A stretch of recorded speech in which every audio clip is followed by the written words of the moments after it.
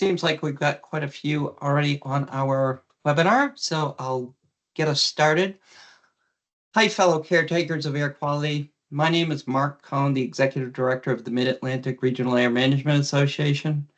Welcome to our first of our 4 webinar series, Data Centers and Air Quality. Today, an introduction. We have Tamara Thompson of the Virginia Department of Environmental Quality and Suna Sarasak of the Maryland Department of the Environment. Both Tamara and Suna have many years of experience with permitting sources and have graciously agreed to share their experience with data centers. I would like to also thank their efforts as well as Jesse Carpentier of Marama for making this all possible. And Suna, I will try to get that better as it's Suna and not, or no, it's Suna and not Suna. I apologize. Yes, it's Suna. Thank you. And with no further ado, Tamara, please take it away. Thank you, Mark. Hello, everyone. Welcome. As Mark said, my name is Tamara Thompson. I am the manager of the Air and Renewable Energy Permitting Program for the Virginia Department of Environmental Quality.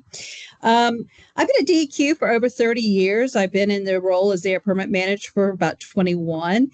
Obviously, as you can tell by looking at me, I started right after kindergarten. I was a prodigy. I've worked on a lot of different challenges and projects over my career, as you can imagine, including I was involved what I think was the last coal-fired power plant that was permitted in the United States. There maybe just a little bit of controversy surrounding that when we did that one back in 2008. But with all the stuff that I've seen over the years, the one thing it still amazes me is this whole data center world that we are in right now. It's pretty amazing what has popped up and how it continues to grow. I just want to make it clear, first off, that I'm just a very small portion of the data center work here in Virginia. The vast majority of it takes place in our Northern Region office, and Justin Wilkinson, who is on the webinar today, is our air permit manager up there and has earned every single gray hair he has as a result. In the central office, I have someone who I work with, Stan Faggart, who has become quite the expert on engine regulations. I would feel free to go to any meeting anywhere with either one of those guys when it comes to talking about data centers and emergency generators. And you will get to know both of them better in the second session, which is going to actually focus on the actual permitting of these facilities. But today, what I'm going to do is give you some background on the data centers and why Virginia is presenting the topic. After I've gone through my presentation, Suna is going to give you a little bit of information on what's going on in Maryland. Their story is a little bit different than ours. They're just jumping into the pool, so to speak, but they've had some interesting trips already with this topic. So, moving on. Next slide, please, Jesse. Well, let's start at the beginning. What is a data center? There's actually a lot of people that are like, well, are you sure that's the definition? It depends on, that's not what I thought. But by definition, under, some valuable source like the dictionary, a data center is a large group of networked computer service typically used by organizations for the remote storage and processing or distributions of large amount of data. These pictures, one of them is just the standard inside of a data center. The other one looking at my screen on the left, is a data center that is actually one of the Virginia data centers. That is one of ours that is up in Northern Virginia. Next slide, please. There are all different types of data centers, and I think this is why people sometimes argue over the definition. Data centers can be different sizes. You can have a small data center like for your bank, where you may just have a few servers and maybe 1 or 2 generators. You can have what I term as the independent data centers. These are the ones not associated with the big corporations. And in some cases, it may just have one company. One of the things that we're seeing now is people who are doing speculative building of data centers, where they will build a building with servers in it, build it and they shall come, and they will lease them out to other companies. And then we have the one that's most common, and I think what most of us think about when you hear the term data center. And those are the big guys, your Googles, your AWS, your Microsoft. names that everybody knows. And finally, I wanted just to mention that there are Bitcoin data centers as well, which we do not have any in Virginia so far. But the interesting thing about the Bitcoin is that they use a lot of energy. It's estimates that it takes about 155 megawatts to mine one Bitcoin, and a Bitcoin data center could use as much as 19 gigawatts of energy just for that data center. Okay. Now, next slide, please. Why is Virginia talking to you today? Well, we have been affectionately termed Data Center Alley. We have more data centers. As of 2023, we had more data centers in Northern Virginia concentrated than any place else in the world. If you look at this chart, you can see the where all the data centers were in 2023, and you can see that nice long line, Virginia is bigger than everybody else. I think there are other parts of the country that are catching up with us, like Atlanta and some others. But it is generally believed that estimated about 70% of your internet traffic actually travels through Northern Virginia. So no wonder we have a traffic problem up there with all that going on. Okay. Now your next question may be, next slide, please. Why Northern Virginia? What's so special about Northern Virginia? Well, first of all, you've got wonderful people like us to work with at the Department of Environmental Quality and the Air Division, and everybody wants to be one of us because we're such cool, great people. But besides that, there's a lot of other things about Northern Virginia that's very appealing. First of all, it's located near DC. And as of today, can't say about tomorrow, but as of today, there are lots of federal agencies located up there, including some that have 3 initials. I would tell you what they were, but if I told you, I'd have to kill you, or I'd have to take one of those flashy things from Men in Black and try to erase your memory if I told you who they are. So we will just leave it at there are multiple 3 initial agencies up in that area. Fiber optics. That part of Virginia is one of the first fiber optic networks that was put in the country. So there's a great network up there. Stable energy supply. We've traditionally not had any issues up there with the grid going down or blackouts or brownouts. That's been pretty stable up that way. Lower energy rates. The price of electricity in Virginia is very reasonable. It's especially when you compare it to like the Northeast states. Another thing, state and local tax breaks. And these were put in at the beginning of the data center surgence when people started seeing data centers, and it has paid off very handsomely for us. The other thing that is of note is that this is an area that is historically has not been prone to natural disasters. It's out of the way of hurricanes, it's out of the way of tornadoes, it's out of the way of earthquakes. You know, occasionally we've had a couple of earthquakes, and, you know, occasionally we have, you know, tornado warning or 2, but as the most part, it's pretty stable area from natural disasters. One thing I do want to go back and say something as far as the state and local and the economic development.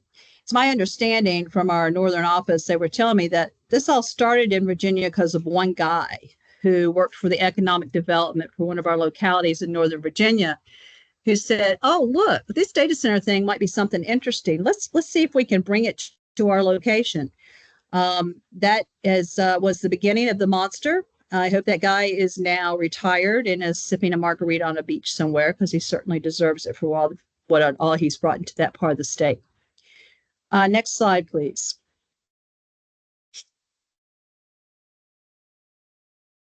All right, Virginia data centers and air permitting, really why we're here. So, you know, why would you worry about data centers? Just a bunch of servers and a bunch of buildings? What's the big deal? Well, they have some things called backup generators or gensets. And most of these generators or gensets, they run on low sulfur diesel. And as you know, low sulfur diesel produces air pollution. Therefore, They need air permits. Now, we've done a lot in Virginia. This is why we're here. We have, to date, as of this week, we have processed data center permits for 206 single source data centers. These are new sources, greenfield sources. 172 of those 206 are located in our Northern Regional Office.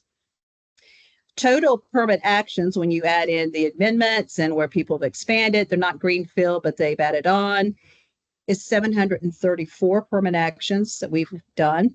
And this means that we have permitted in the Commonwealth of Virginia, we have permitted over 7,000 backup generators. That's a lot of generators. Next slide, please.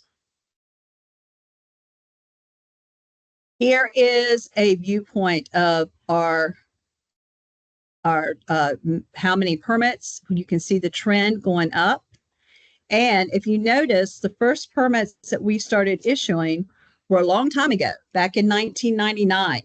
So we have a tremendous amount of experience that goes back a long way with dealing with these data centers.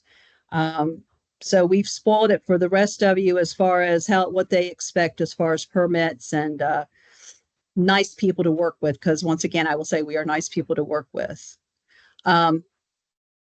Another reason that we have so many data centers is, and all kidding aside, is because they know us. They know the processes they're going to get in Virginia. They know what they have to do. They know what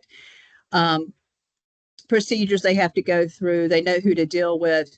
And, once you set up and get everything established, it's easy to stay comfortable and deal with the people you know and the processes you know. So that is another reason why they continue to come to Virginia. Next slide, please. And here's just a general graphic showing you, giving you a view of the Commonwealth and where our latest is. This is actually outdated. We've gotten several more since then, but just gives you an idea of the variety of data centers and the variety of companies that have established data centers in Virginia. And once again, you can see a lot of them are up in the Northern Virginia location. Next slide, please. So I told you that we've done a lot of data center permitting for a very long time. How has it changed over time? Well, it's changed quite a bit over time. In the early 2000s, when we first started getting these data center applications, each data center would have generators. The size of generators was usually about 1.75 megawatts. They usually would have probably about 60 megawatts of power for the facility and backup, and that would equate to about 25 generators per facility.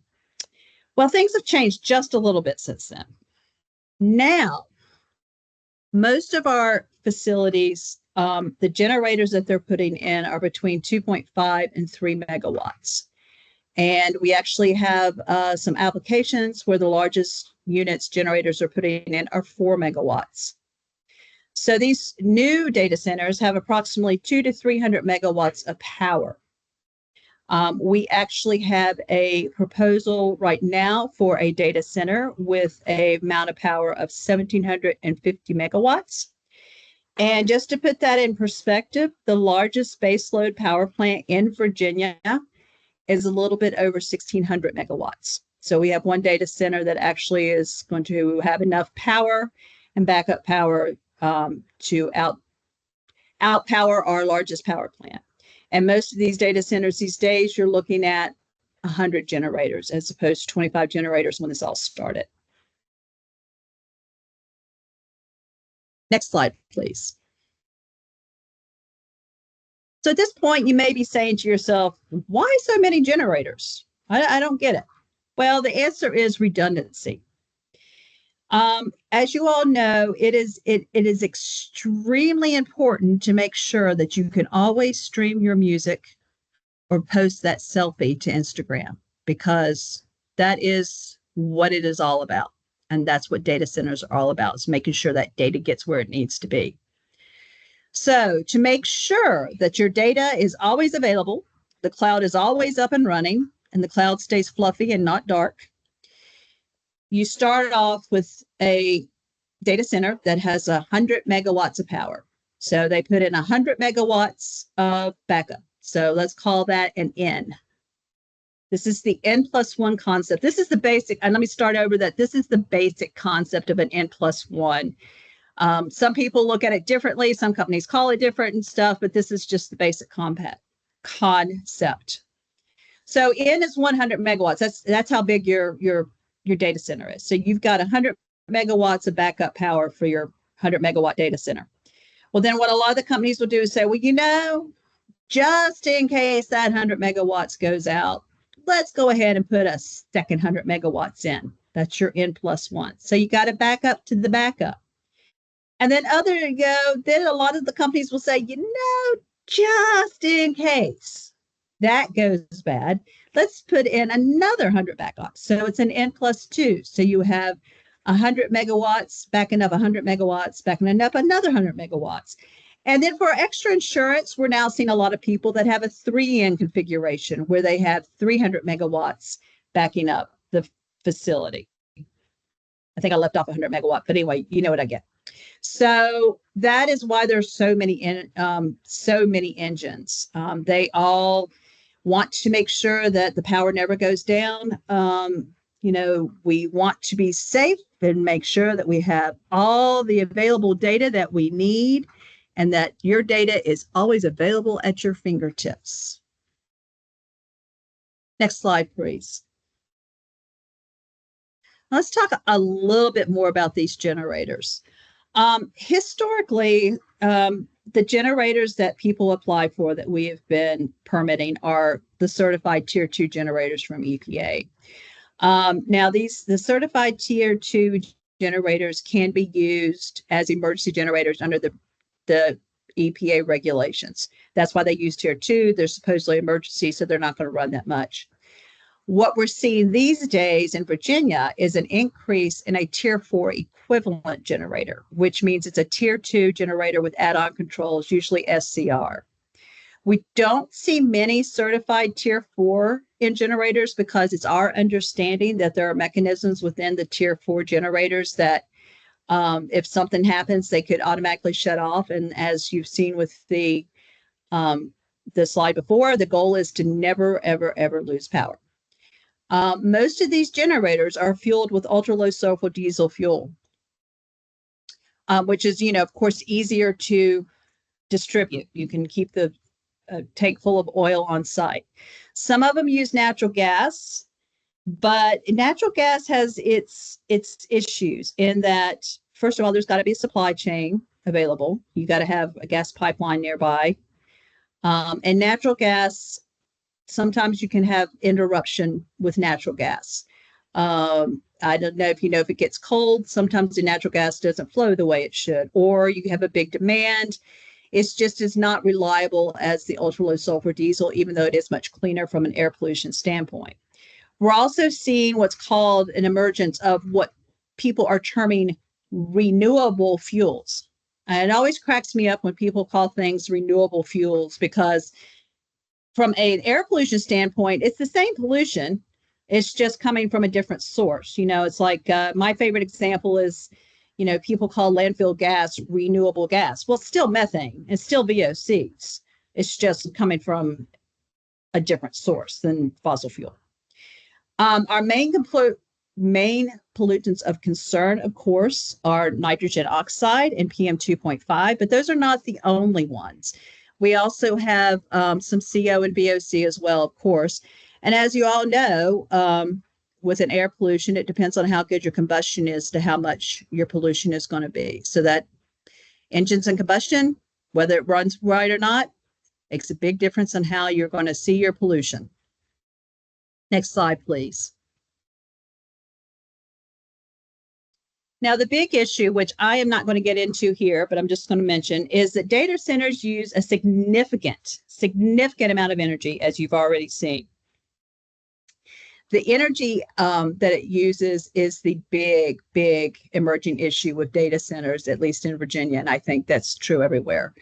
There's going to be more discussion about that in session 4. So this is a teaser to make sure you come back for session 4 to listen to learn more about the energy.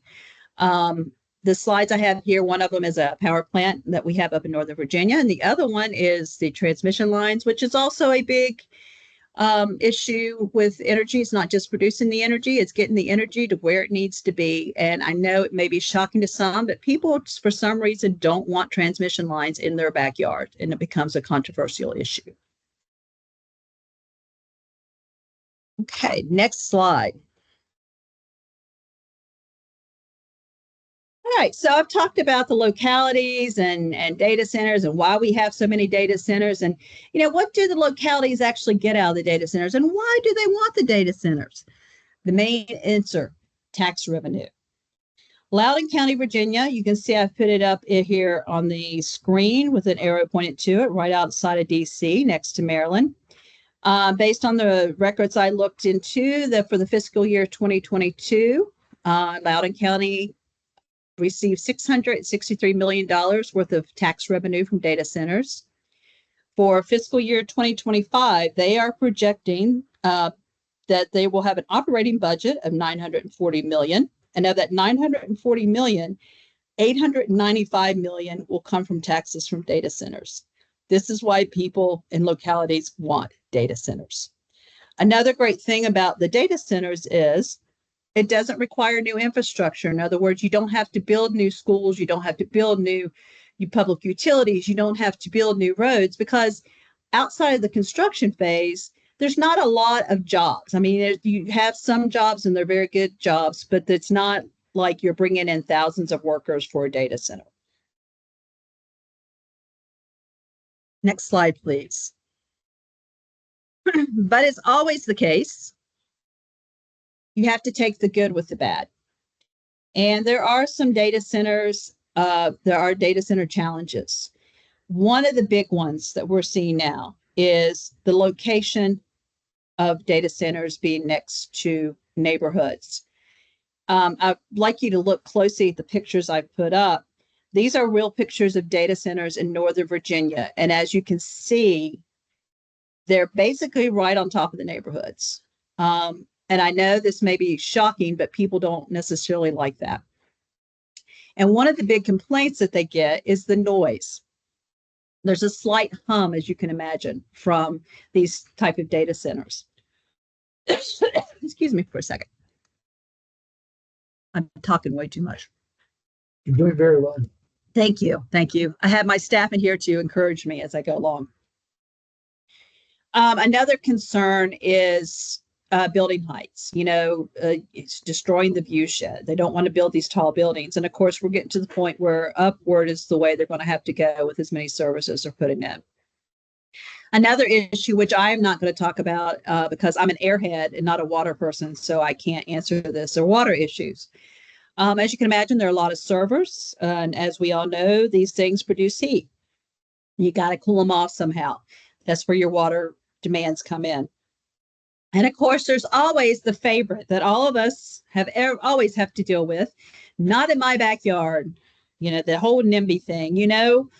How many times have you heard people go, I'm all for data centers, or I'm all for renewable energy, or I'm all for industry, but you know what? I don't want it across the street from me and I don't want it behind me, but I'm all for it. And that's what's happening. Next slide, please. Now, I'm going to tease the next session to get you guys to come back about the permitting. In Virginia, we have some additional permitting challenges. Excuse me. Northern Virginia is a moderate non-attainment area for ozone. And Northern Virginia is in the ozone transport region. So therefore, even if we were to monitor attainment, because we are mandated to be in the ozone transport region by the Clean Air Act amendments in 1990, we will always be treated as a moderate ozone area, which means the major source threshold for NOx will always be 100 tons per year. There are no offsets available up in that area. If you're going to look for offsets, just forget it, because you're not going to find them. So We have been permitting hundreds, as you saw, and thousands of generators and staying under the 100-ton per year NOx threshold. The guys and gals up in Northern Virginia have done a remarkable job with all this. Some of the issues that have come up that I'm sure some of you all have dealt with is common control issues. Is it a single source? I mentioned earlier, you've got these large companies like AWS or Google, Microsoft, and they like to build campuses, what they call campuses of data centers. Then what comes up the question, are these campuses, is it a single source or is it multiple sources? They've got multiple buildings. How close are they? Should they be considered a single source or should they be considered multiple sources? I can tell you what the companies would think they should be, but then there's what we think they should be. So that's an issue that you have to deal with when you're dealing with data centers and permitting. And then another thing that happens a lot, and hopefully it's not happening nearly as much now as it used to because people have learned their lessons, is we'll get ready to issue a permit. And as you all know, everybody's in permitting, got to have the permit yesterday, haven't submitted the application yet, but I needed the permit yesterday. And we will get the permit ready,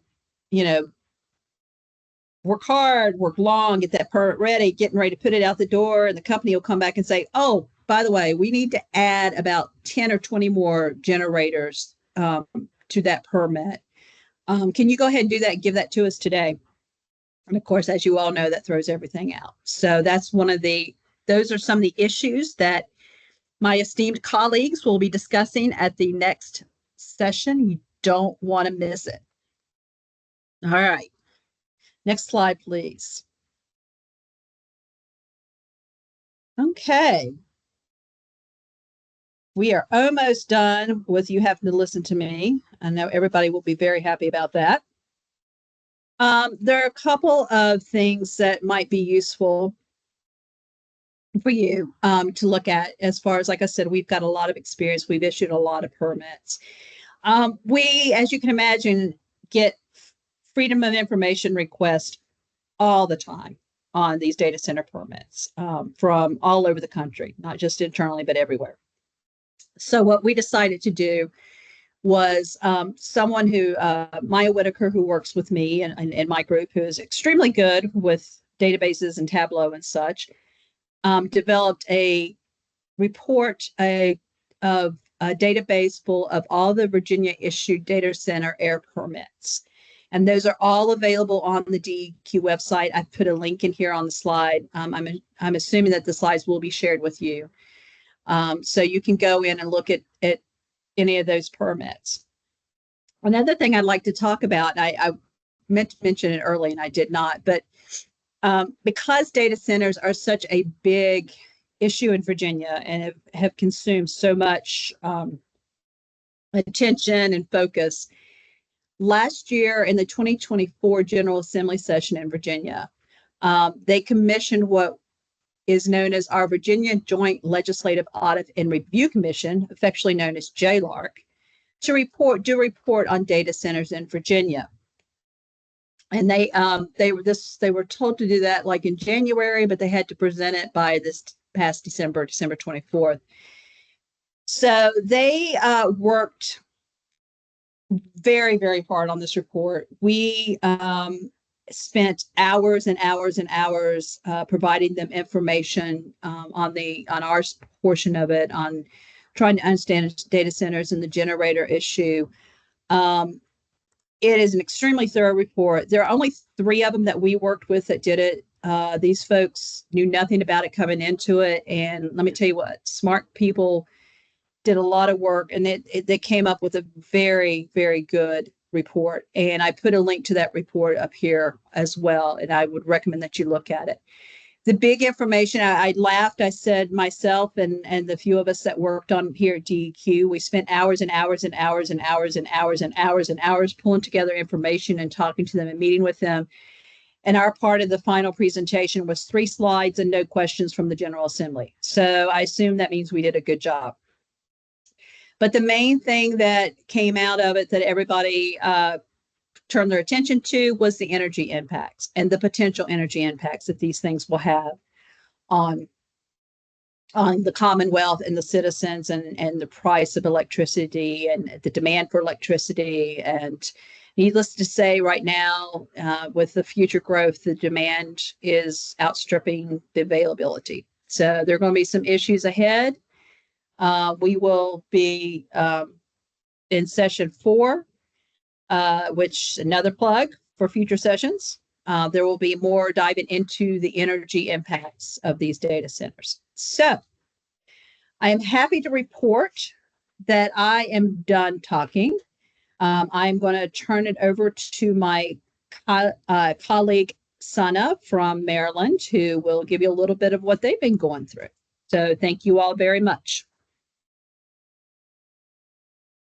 Thank you, Tamara. That was such a tough act to follow. That's an amazing presentation. And before I even get started, I just have to say that everything I know about data centers, I owe to Virginia, our lovely neighbors, especially Tamara, Stan, Justin Wilkinson. You guys have given me a crash course on data centers and has been very, very helpful to us. And so as Tamara alluded, Virginia is kind of the epicenter, but Maryland is now, it's an emerging trend because we're right next door and we kind of have some of the same resources and location next to a lot of places that might need data. My name is Sana Yi Sarasek. I'm the manager of the Air Quality Permits Program. And like Tamara, I was a prodigy. We were toddlers when we started in permits. I've been here 29 years. I started out as an entry-level engineer and I've worked my way up. So I'm now the manager of the permits program. And just by default, I think Virginia's full. So they're now coming to Maryland. So like I said, I'm here to present Maryland's perspective. Next slide, please. Thanks, Jesse. So first, I just wanted to give you a little bit of a background. Maryland is kind of unusual when it comes to regulating public utilities. The Maryland Public Service Commission, which we call the PSC, regulates public utilities conducting business in Maryland. And they have the authority to issue what's called, it's a mouthful, a Certificate of Public Convenience and Necessity, or a CPCN, to any entity that wishes to construct or modify a new generating station in Maryland. And generating stations could include all types of electric generating equipment from fossil fuel fired power plants, solar and wind power installations, emergency generators, even those that are used to provide backup power only. However, small generators are exempt from the CPCN process, but anything that is greater than 2,000 kilowatts can apply for what's called a waiver from the requirements of a CPCN that's granted by the Public Service Commission. And once that's granted, then the applicant can come to the Maryland Department of the Environment and submit an air quality permit application to us. Next slide. So here is our timeline of data center permitting in Maryland. So probably beginning in the early 2000s, we started to receive air permit applications for emergency generators located at small data centers. I want to say maybe a dozen or so that we have it statewide. And each center had no more than maybe 2 to 5 emergency generators, these smaller data centers, banks, et cetera, that needed to have backup power for their data centers. However, probably starting in about 2022, and I think this is probably when Northern Virginia started to get a little oversaturated, they started to come to us. Actually, they probably started coming to talk to us around 2020, but we were in a pandemic shutdown, so the communications were a little slow. But around 2022, we started to see an increase in applications for things that were for data centers that had maybe 15 or more emergency generators, and each generator was 2,500 kilowatts or less. And the number is kind of important, and I'll talk about that a little bit in a little bit. But 15 or more generators at one site were typically the Tier 2 EPA certified to emergency standard generators. So that's basically what we were seeing, and we probably have a dozen of those as well. And at the time, CPCN waivers from the Public Service Commission were readily granted. They would apply, they had these backup generators over 2,000 kilowatts, they go to the Public Service Commission, and they would readily get a waiver from the CPCN, and then they could get an air quality permit for their generators.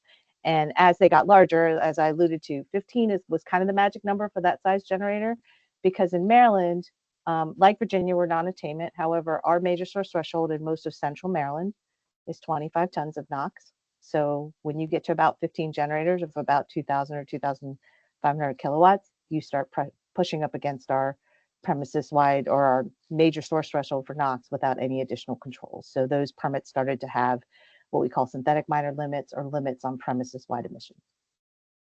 Next slide.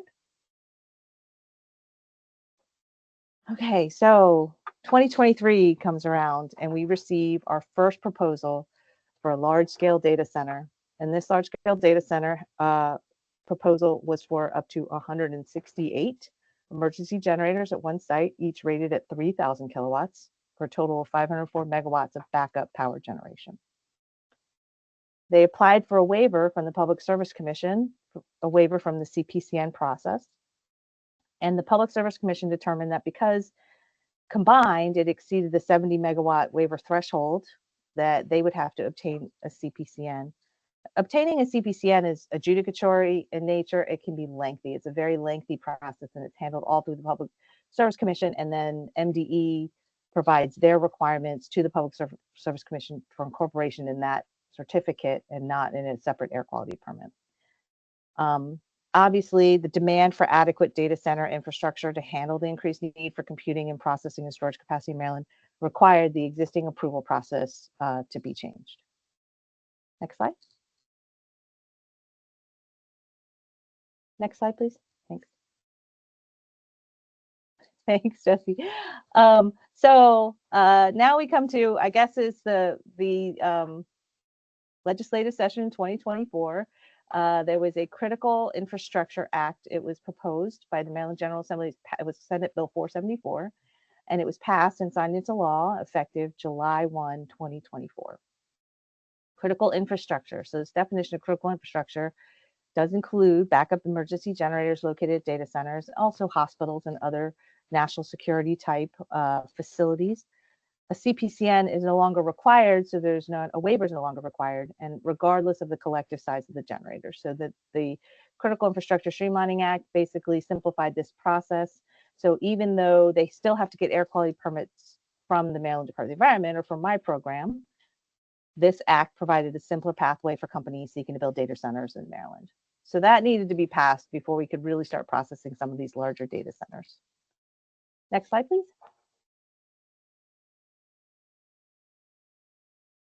Thanks. Yeah, okay.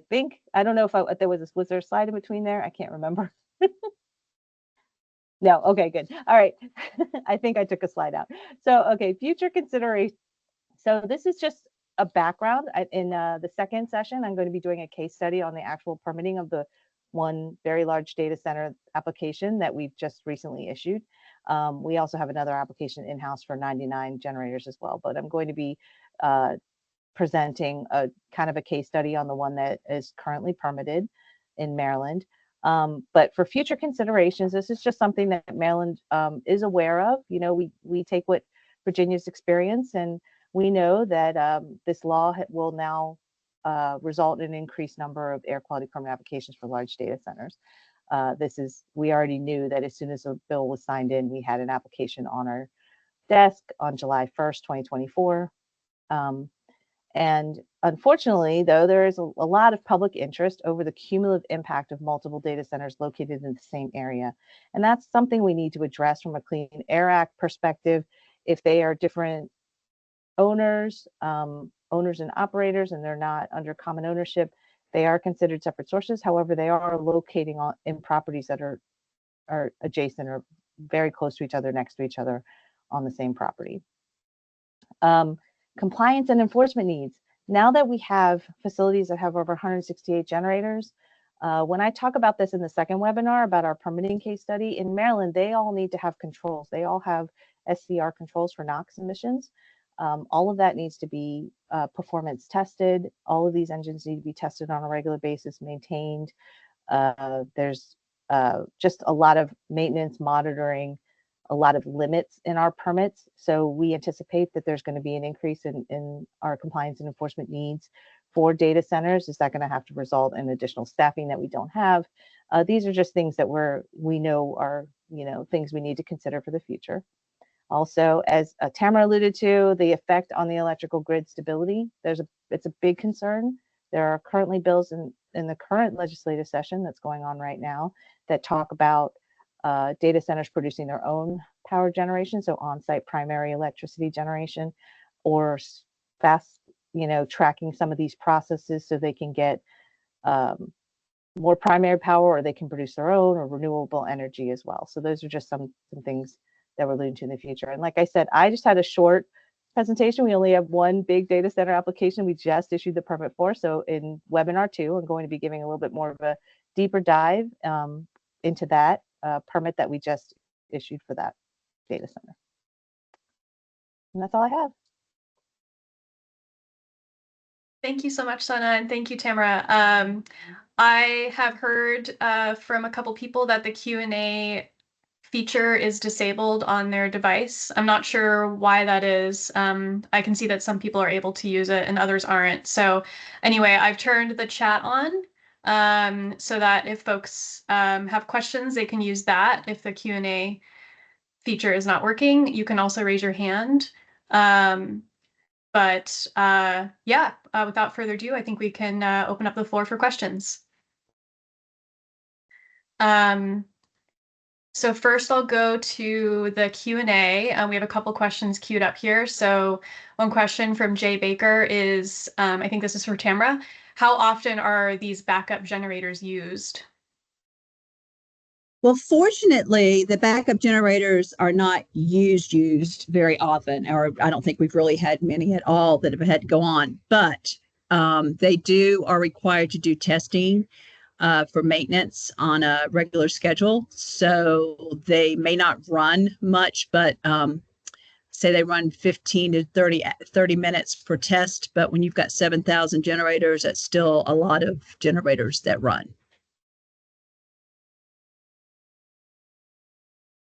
Thank you. And then another one for you. With so many data centers, has Virginia had to do many single stationary source determinations? And have you been following EPA's guidance, or does Virginia have its own guidance it uses for data centers? Yes, we have had many of those, and we are basically following EPA's guidance. The challenge is there is no hard and fast distance between buildings to determine whether it's a single source or not, and that's been the biggest issue.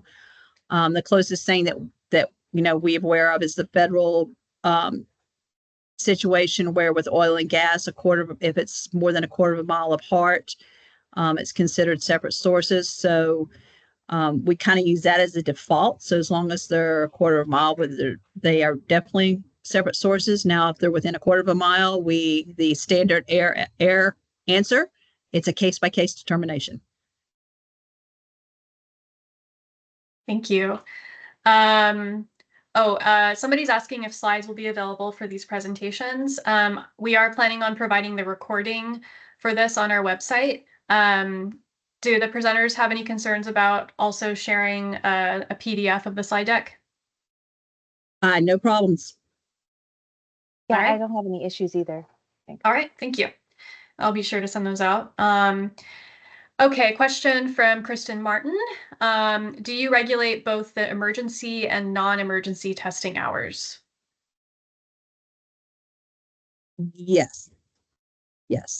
One of the things that we will talk about in the next session for Virginia, our definition of emergency is a little different than the federal definition, and it's actually more restrictive than the federal definition. So our guys will, our folks who are speaking next time will go into that a little bit. That's caused a lot of consternation among some people over the years. Thank you. Do you find that these data centers sometimes operate engines as non-emergency? Do they enter into any agreements to operate for peak shaving purposes with the utility provider? As I said, we've got, because of our definition of emergency, they do not. We have not really had that issue. It has not happened very often as of now, and that literally, as I said, depends a lot on our fact that under our definition of emergency in Virginia, a tier 2 engine that is classified as emergency under the federal rules can run under the NSPSs and MAC 4Z. They can run for an additional 50 hours for non-emergency use. Under Virginia regulations, we do not allow for that if you're a tier 2 emergency generator. Yeah, well, I mean, that's correct. And they really even couldn't do it under EPA. And they can't do it under, under EPA. So this is true, but yeah. Not run is not, yeah. So. Yeah. And I just wanted to chime in from Maryland, a couple things. I think there was a question about, single source determination. We've gotten a lot of those requests back and forth. Obviously, the only large data center we only have permitted one very large data center right now. And the second one that's coming in next to it is it's clearly a different ownership. But we have had conversations with companies who have proposed that. And we've worked with EPA, we've talked to Virginia, we've talked to other states about that as well. Quarter mile is something there's no bright line, but a quarter mile is something that Maryland has sort of established, that they need to be at least a quarter mile apart. But then also, just to address your non-emergency, even though the NSPS, we're sort of the same as Virginia. So even under the NSPS, if you're allowed 50 hours of non-emergency operation, none of that can be demand response or peak shaving or anything where you receive an incentive. It can be used for things like power outages that you need at your facility that's not a primary power is cut off, where you're doing some sort of maintenance and you need to run them. However, for these large data centers, there's no room for them to operate that without triggering major source, or without going over the major source thresholds. And in the second webinar, I'll talk a little bit about the deep restrictions. While there's no limit on emergency operation, there's a lot of limits on their testing and maintenance, and just for testing and maintenance operation gets them very close to 25 tons of NOx in Maryland. Thank you. And then let's see, are you requiring testing on all engines on site or just a percentage of engines? We're just requesting a percentage in Virginia. If you've got several units, generators that they are the same make and model, we don't require you to test every single one of them. You can just test a subset of them. Okay. And sorry, there's a lot of questions coming through through the chat and through Q&A, so I'm trying to do things in order. What's the basis for the SCR control requirement? Is that across the board? No, it is. We don't require it. If you have a tier 2, and I'm looking at Stan here. Like I said, I have my emergency generator expert here beside of me, so I'm going to let him speak. To a certain degree, the tier 4 equivalent units that we're now getting a lot of applications for are so that they can stay under the 100-ton threshold in Virginia, with increasing numbers of bigger and larger and more emergency generators. So they're just doing it because that's what they have to do to stay out of major NSR. It's not a BACT requirement at this point yet. And it also does give them, at least in Virginia, some operational flexibility that they don't have with the tier 2 units. Thank you. And just speaking for Maryland, it's the same thing. We've only permitted the one, but just due to the sheer number of generators, they will be required to put SCRs to be under the major source threshold. So it's voluntary, but it's because they want to put in more backup generators. So they have to have controls on them to not be considered a major source. Okay. And then do you require staggered non-emergency testing to avoid noise issues of 100s of generators kicking on for testing at once? We do not. The whole noise issue is not under our jurisdiction. Noise is a local. So we do not get into that. I will say, go ahead and answer another question I saw as far as when the testing is done. It's interesting because it is a no-zone non-attainment area, and it's kind of ties into the noise as well. We prefer for people to not test their engines and kind of require some of our permits not to test their engine on ozone alert days. In the summertime, we would prefer that they test, at night when there's not a chance of forming ozone. Now, of course, we've had some challenges because we've had a lot of people say, well, can't you just make these guys test during the day and not at night to keep down the noise? But for our purposes, it's better for them to test at night than it is during the day because of the odds of performing ozone. Okay. And that other question you addressed was the one from Jonathan Loftus, right? I just want to make sure. Yes. Are you requiring source testing for each engine? I think somebody already answered that question, right? Yes. Yeah, Yes. Tamara did. We're new at this. They are installing the 168 generators in phases, and so we are having them at least do the first 1/3 of the 42 that will go in one building. So we're having them test 14. Obviously, it's not there yet. We just recently permitted it, so we're going to gauge and see how our testing strategy will be in their operating permit that they get later from us. But right now we're making them at least to conduct stack testing on the first 14 because they may have two different models and different configurations. So that's what we started with, and we'll see how it goes as it goes along. If we would require more testing of each engine, or they'll be alternating or different models or once every 5 years or something like that. Okay. Okay, question from Tim Burns. Have you needed to have any public meetings in regards to these? Has there been a lot of opposition, and how do you handle them?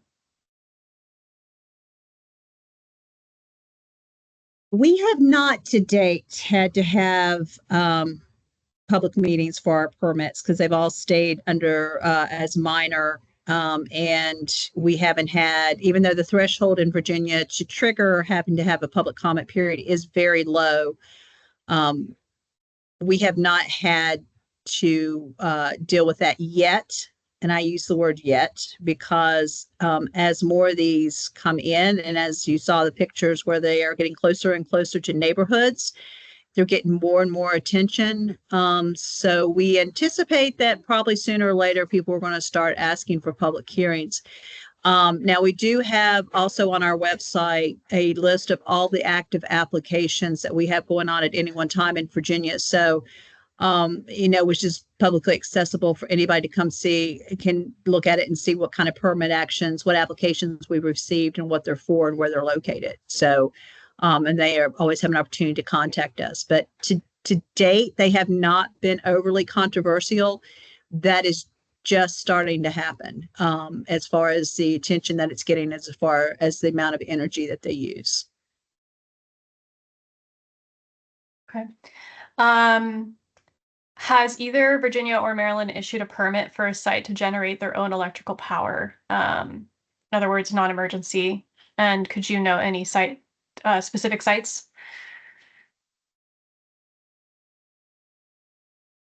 I think we've done one of those.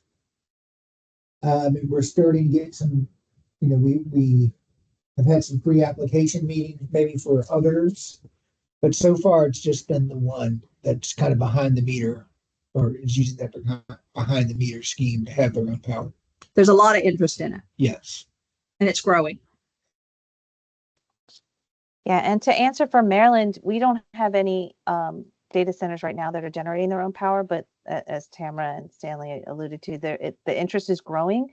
So in the current legislative session, they are introducing bills to kind of, some people encouraging it depending on the type of generation. Some bills are encouraging it and some bills are putting a lot of restrictions on it. But we also are getting like proposals, or they're asking us about the requirements to do on-site generation, but we don't have one permitted yet.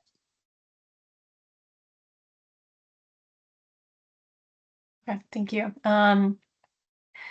What hourly value is used to determine PTE for these units?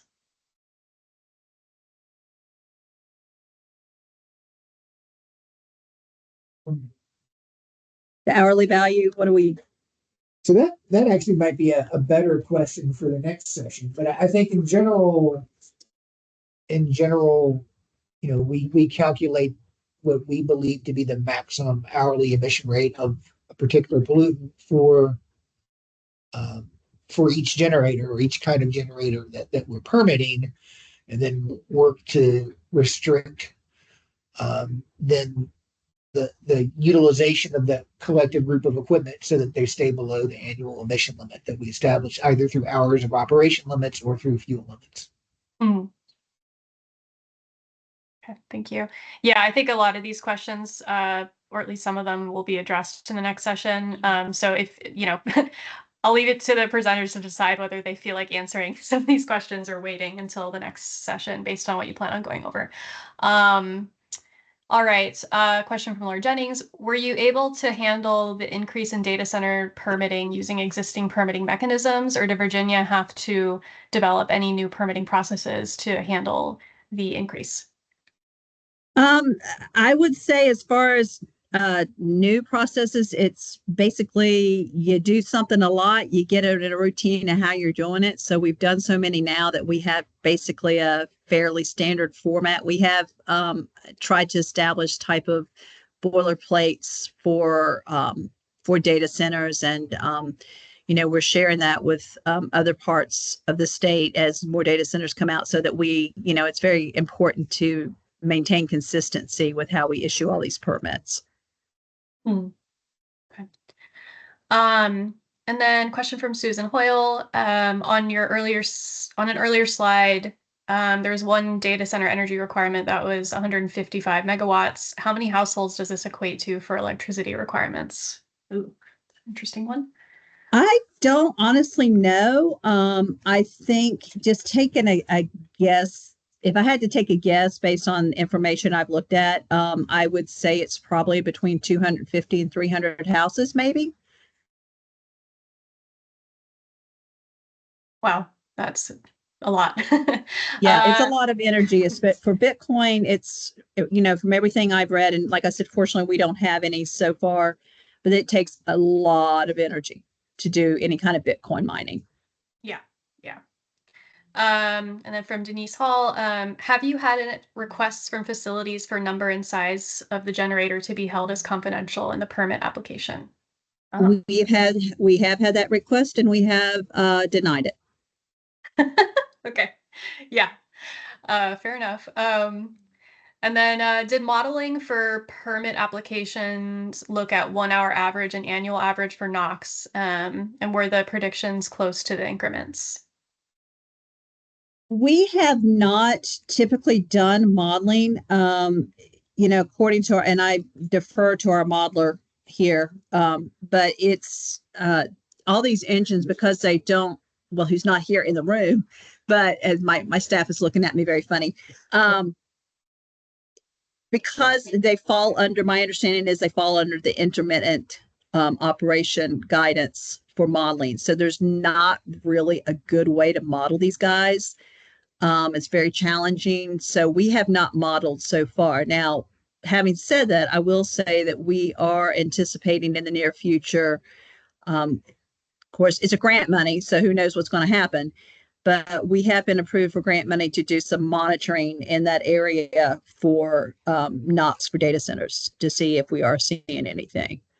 Additional monitoring, yes, because we do have ozone monitors and NOx monitors up there. We have NO2 monitors in that area, because that is one thing. It is in a non-attainment area, so there are lots of monitors up in that area.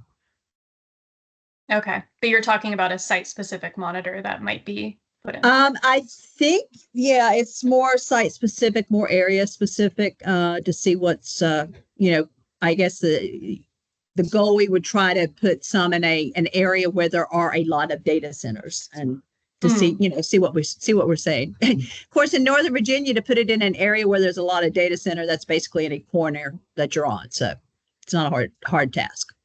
Okay. And just another note on this question, in session 4, one of our presentations is going to go over how we have somebody from Oregon who's going to talk a little bit about air dispersion modeling for data centers. So just an FYI. Do you see a good number of tier 4 engines at the data centers? No, we do not have a lot of tier 4 engines. Like I said, we have some tier 4 engines, but our understanding there are issues with tier 4s that the facilities don't like to use them as much. And somebody's looking at me strange, so I'm Well, I gonna just let didn't, talk. I didn't get, was it certified or equivalent? We are. Oh, starting we to- do an equivalent, yes. Yeah. We are not doing certified. We don't see many certified, but we are seeing a big uptick in people putting controls on so that we have tier 4 equivalents.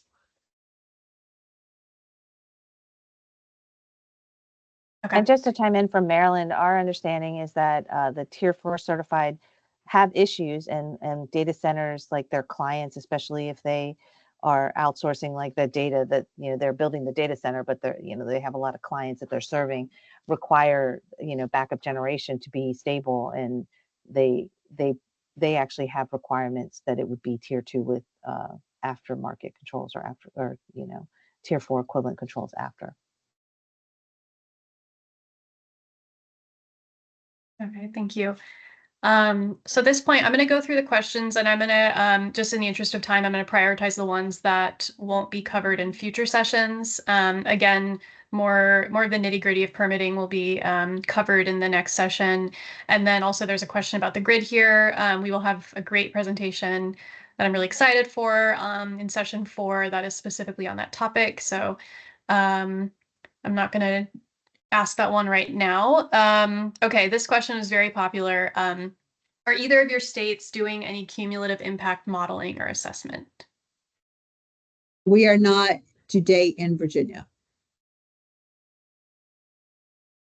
We are also not today in Maryland doing this specific to data centers. I think that they're doing, when we evaluate our monitoring data, one of the things that we'll be looking at is, since we don't have that many co-located together now, is in the future, if it does have any impact on our monitoring, our state monitoring network.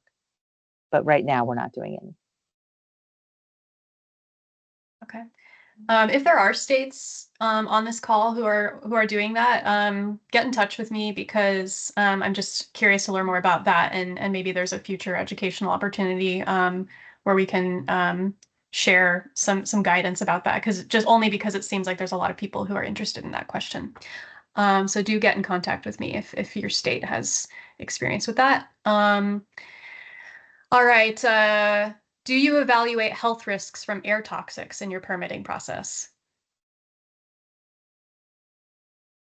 Not for these sources. Virginia does have its own state air toxics regulation, but under our state air toxics regulation, it says if a MACT is applicable to the unit, then we do not apply the state rule.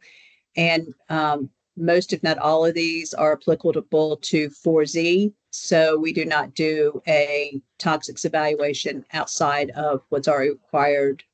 They're required to meet under 4Z.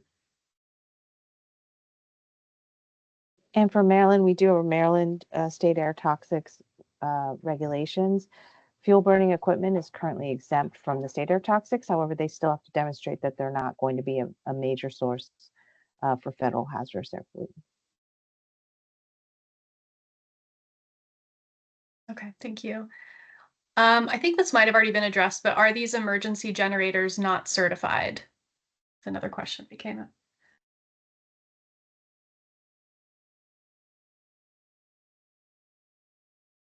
So the one that we permitted, they absolutely have to be certified to meet emergency standards because that's what they're being used for. They're putting on the extra controls afterwards to reduce their NOx emissions to below major source threshold, but they absolutely have to be certified to meet emergency standards now. Yes, same here in Virginia. Okay. Do facilities need to run each generator each month for a short duration for preventative maintenance efforts? If so, and sorry, I'm not sure if I understand the second part of this question. If the site has 100 generators, that would mean at least 3 per day would be started.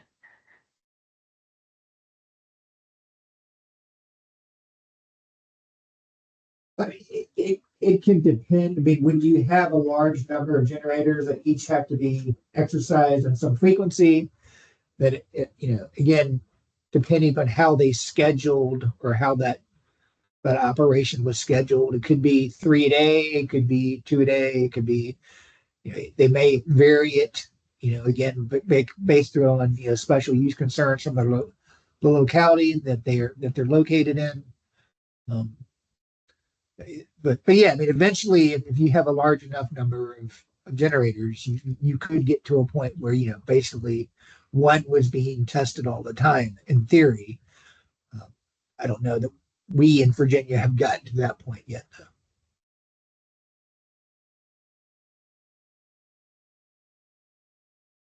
Okay, thank you. Tamara, are there other questions on here that you think would be appropriate to answer right now? I think you can see the chat, right? Yes, I'm going through it right now.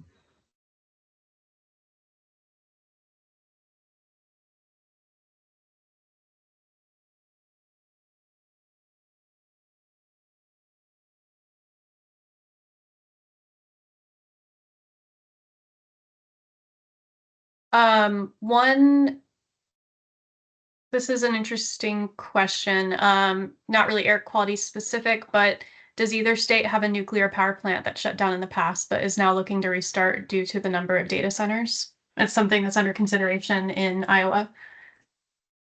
No, we are not in Virginia. We have 2 nuclear power plants, but that has not been the case. I will say there is a lot of great amount of interest in small nuclear reactors that I think people are hoping at some point in time will be able to be used at data centers. And there is some active research going on with that at one of our nuclear plants here in Virginia. Yeah, and in Maryland, we have 1 nuclear power plant. It's Calvert Cliffs, and they are currently operating, so they're not restarting. But there, like Tamara said, there are people who want to build what are called those modular reactors at their site as maybe a primary nuclear electric generating unit at the data center site itself.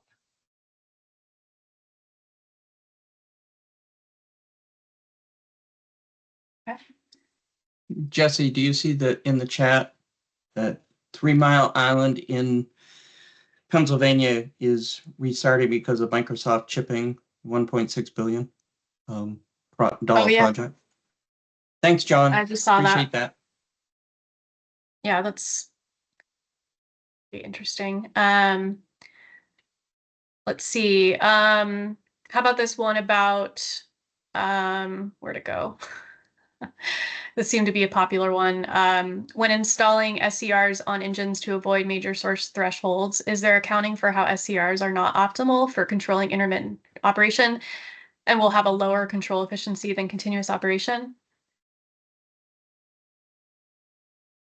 Yeah, I mean, I can't speak for Maryland, but we more or less, you have to kind of distribute their emissions or their operations into controlled versus uncontrolled hours, with the controlled hours being those hours of operation where the SCR is has reached a temperature where it would be effective in controlling NOx, versus those periods of operation when the SCR has not yet reached temperature. And you have to kind of divide their operation into those 2 buckets generally, and assign a different emission value to each bucket, and then regulate those in the permit such that they stay below the annual emission limit.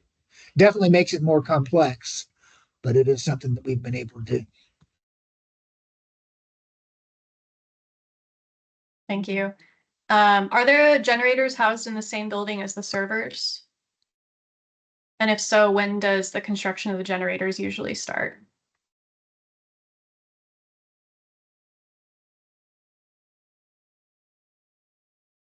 And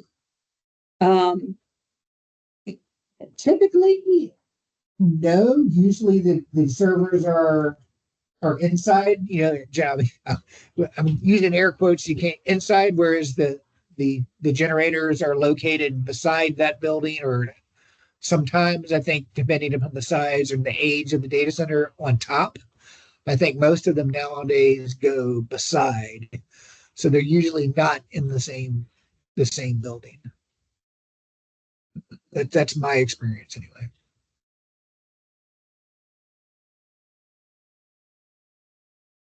Besides SCR technology, are there any other operational restrictions that have been used to reduce NOx from data centers?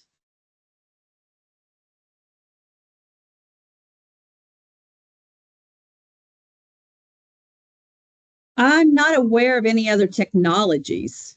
Um, I mean, we just, operating limits on their amount of utilization and then the controls, those are the primary two approaches.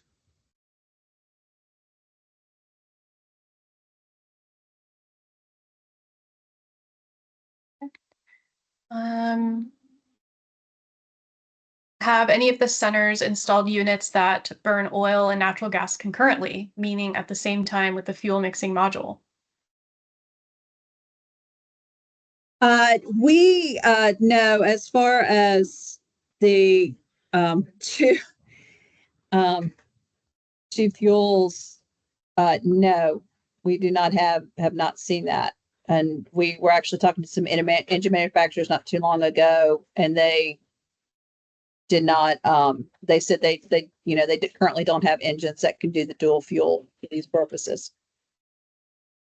I think there's some technical challenges. Yeah, with technical challenges for it.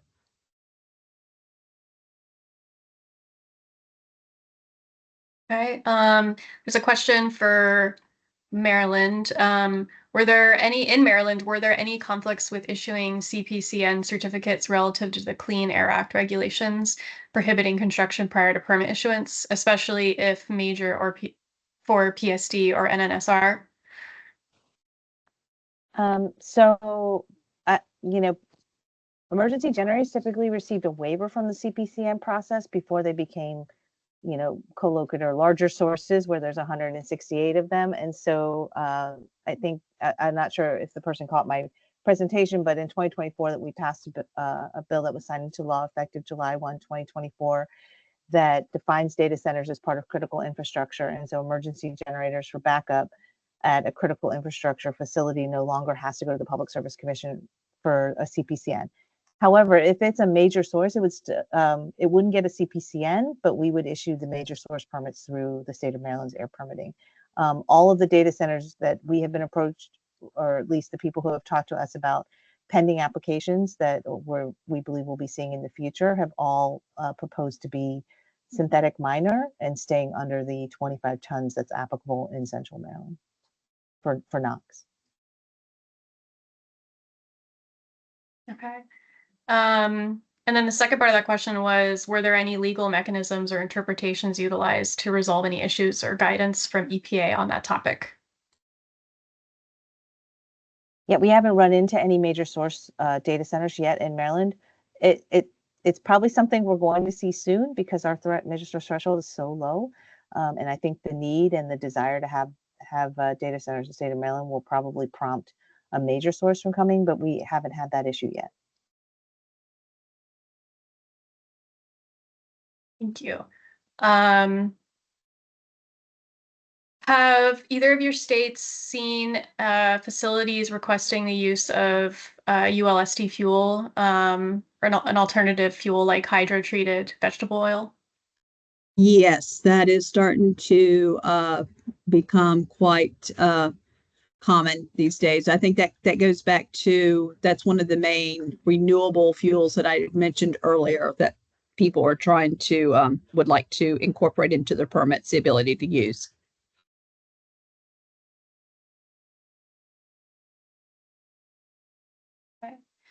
We haven't been approached yet in Maryland for data centers. Obviously, we don't have that many of them yet, but other facilities have asked for permission to use that.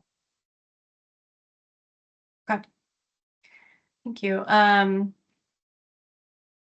don't know if there's really one right answer to this question, but how many acres of land are generally needed to build all of the equipment for these data centers? Asking for error dispersion modeling purposes.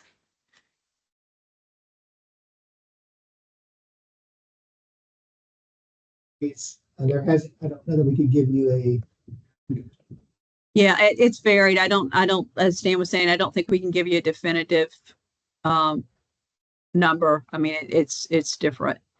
Some of them are pretty narrow footprints. Some of them are more the campus style that Cameron mentioned earlier, where they've got a fair amount of room between their buildings.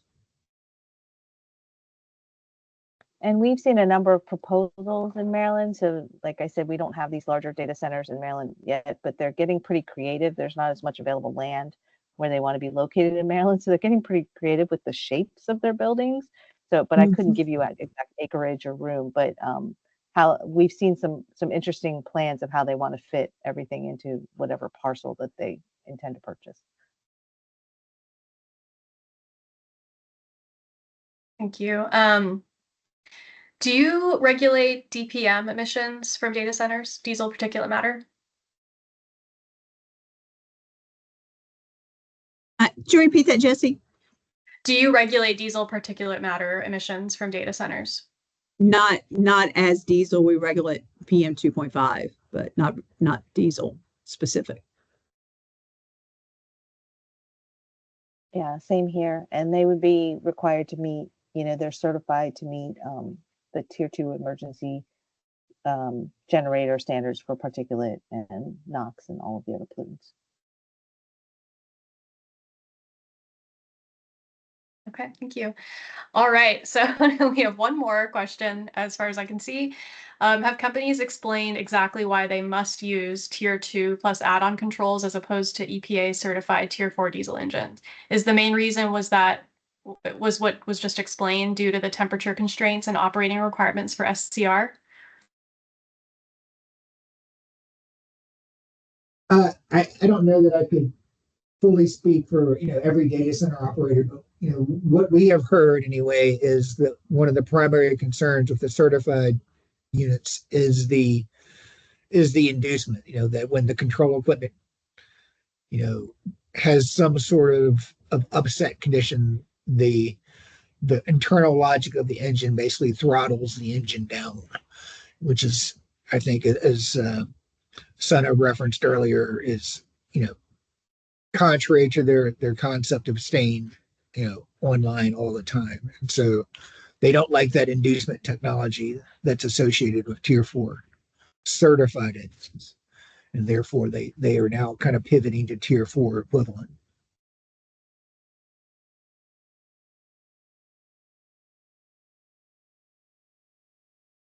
Okay, thank you.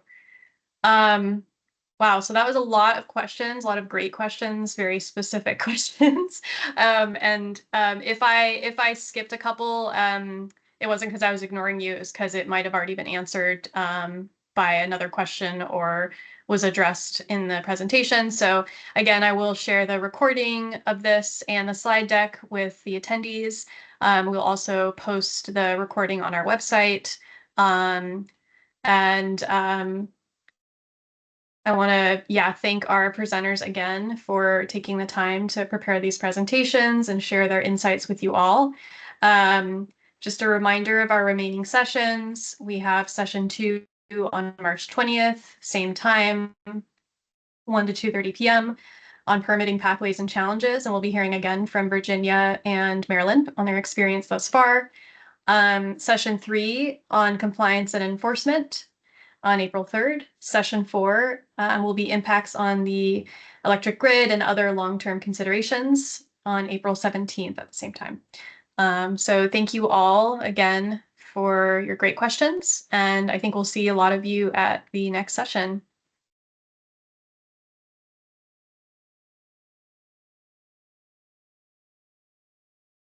Have a great rest of your week. Thank you, Jesse.